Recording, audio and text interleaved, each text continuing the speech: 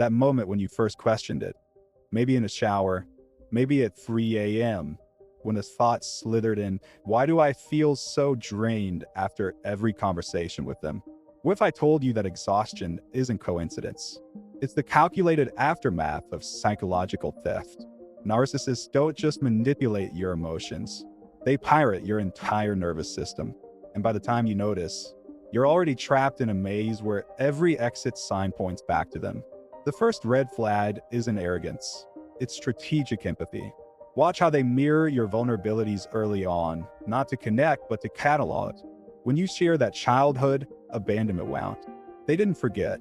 They filed it under emergency leverage. Later, when you confront their cruelty, they'll weaponize that memory. No wonder your parents left. You're impossible to love.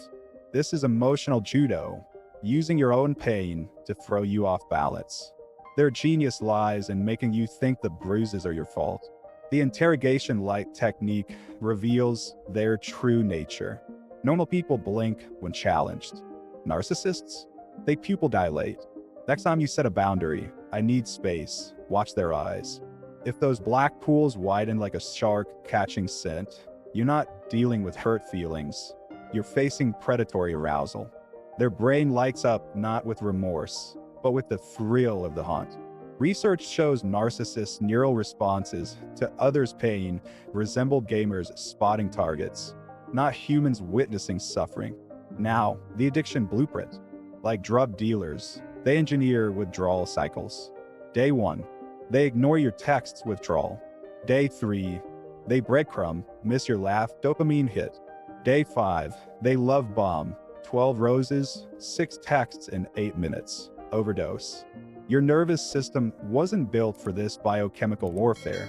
Soon, you'll confuse anxiety for passion, trauma bonds for soulmates. The body betrayal creeps in slowly. First, the unexplained rashes, then the 3 a.m. cortisol spikes. Finally, the autoimmune flare-ups, your cells literally attacking themselves because your psyche can't attack the real threat. Clinicians call this somatization, but it's simpler than that. Your body is screaming what your mind has been gaslit into silencing. The escape paradox is cruel. The more you try to leave, the tighter the trap springs. They sense withdrawal and deploy emergency charms, sudden vulnerability, fake health scares, even strategic social media posts showcasing their new altruism. It's not love. It's Stockholm Syndrome engineering. But here's what they never prepared for. You know that eerie calm before storm? That's exactly what happens inside a narcissist when they sense control slipping. Unlike normal humans who grow through failure, narcissists experience narcissistic collapse, a psychological earthquake where their false self shatters. Watch for these telltale signs. The desperation tells, overcompensation, suddenly humble bragging about donating $50 to charity with receipts after you caught them lying. Victim Olympics. My pain is deeper when you share your trauma. Stalking by proxy. Mutual friends mysteriously checking on you after no contact. Here's what they fear most: exposure. Not anger, not revenge, just cold clinical truth. A client recorded her narcissistic boss admitting to favoritism. When played back, he didn't rage. He vomited. That's your weapon. Mirror work. The 4-step escape protocol. Phase 1. Document everything. Screenshot texts with timestamps. Voice memos after interactions. Note their tone shifts. Keep a gaslighting ledger. Left column, their words. Right column, reality. Phase 2.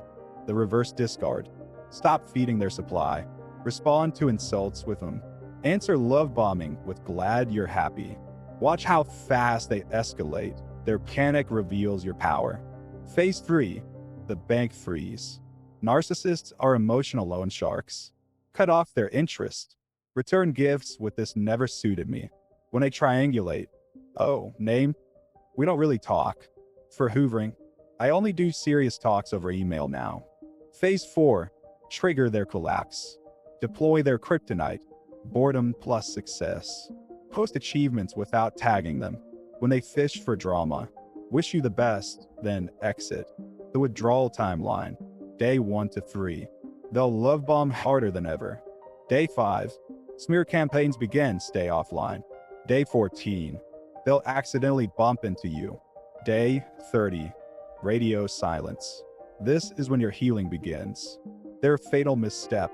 Every narcissist eventually makes one critical error. They assume you'll keep playing the game. When you walk away not with rage, but with indifference, their entire construct implodes. One client's ex showed up at her new job sobbing, until she laughed and said, "Who let the clown in?" That laugh, more destructive than any revenge. Now comes the dangerous part. The silence after escape isn't peace, it's withdrawal. Your brain, chemically addicted to their drama, will scream for just one more text like an alcoholic craving vodka. This is when most survivors relax. Here's how to outsmart your own biology. Neuroplasticity hacks. Dopamine detox. Replace trauma bonding with cold showers, 20 seconds, plus 5-minute journaling. The shock resets your nervous system. Memory reconsolidation. When flashbacks hit, immediately, snap a rubber band on wrist. Whisper, "That's not me anymore." Visualize the memory as a silent black and white movie. The reformed narcissist trap. They always return wearing new masks. The awakened soul, suddenly into meditation. The victim saint. "I was abused too." The generous stranger. Random gifts to mutual friends. Spot the fakes with these tests. The boundary probe. Say no to a small request. Real change accepts it. Fakers will punish you within 72 hours. The time trap. Mention dating someone new. Recovered people wish you well. Narcissists will accidentally text you at 2 a.m. Post-traumatic growth checklist. You feel bored, not angry, recalling them. Their name on caller ID triggers indifference. You crave healthy conflict, let's discuss this, over toxic passion. The ultimate revenge. A client sent me this text after 1 year no contact. Saw my ex at a cafe. He was holding flowers, scanning a room for reactions. I felt nothing. Then I realized he's still the starving ghost. I've become real. That's your endgame. Let them haunt an empty house. Their greatest fear isn't your anger, it's your irrelevance.